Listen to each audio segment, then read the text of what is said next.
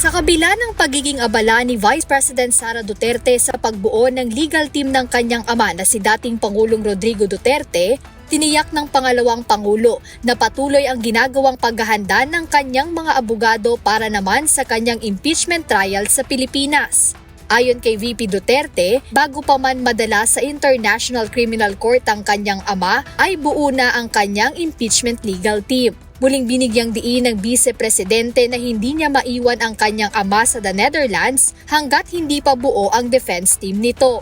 Well, yes, okay naman na yung sa impeachment kasi before nangyari yung extraordinary rendition o pagkuha kay Pangulo doon sa Pilipinas, nabuo na yung team ng impeachment. So, on that point, okay na sila and they're preparing for trial.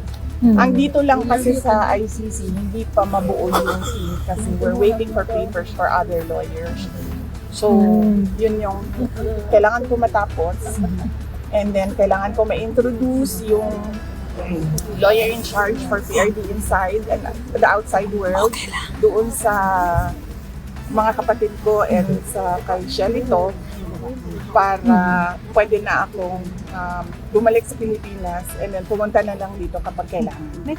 Samantala sa sasapit na Biyernes ang kaarawan ni dating Pangulong Duterte at ayon kay VP Sara, wala silang ibang plano maliban na ang pagbisita doon ng kanyang kapatid na si Kitty at ina nito na si Hanlet Avancenia.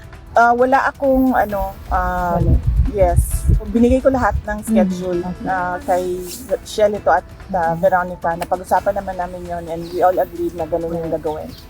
Nasa kanila lahat habang sila ay nandito dahil limited yung time nila as compared to sa okay lang ma'am because wala man kaming problema.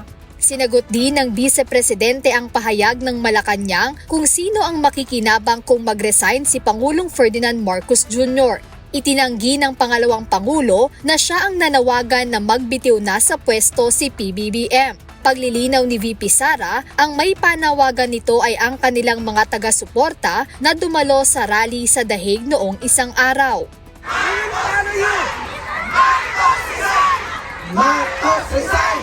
So wala ako sinasabi ever na magdapat mag-resign as BBM. Ang sinabi ko lang kahapon, sabi ko kung nananawagan kayo ng BBM resign, bigyan nyo ng rason kung bakit yan ang panawagan ninyo sa kanila. And then I gave them example. Samantala, nagpasalamat ang Vice Presidente sa presidential sister na si Senator Amy Marcos dahil sa pagdinig sa Senado kaugnay ng pag-aresto sa dating Pangulo. Pero hindi masagot ni VP Duterte kung maaaring ampunin ang senadora sa senatorial slate ng PDP laban matapos na hindi mabanggit ni Pangulong Marcos Jr. ang pangalan ng kanyang kapatid sa kampanya kamakailan. Jed Neresina, UNTV News and Rescue. Diyos ang aming sandigan, serbisyo publiko ang aming pinahahalagahan.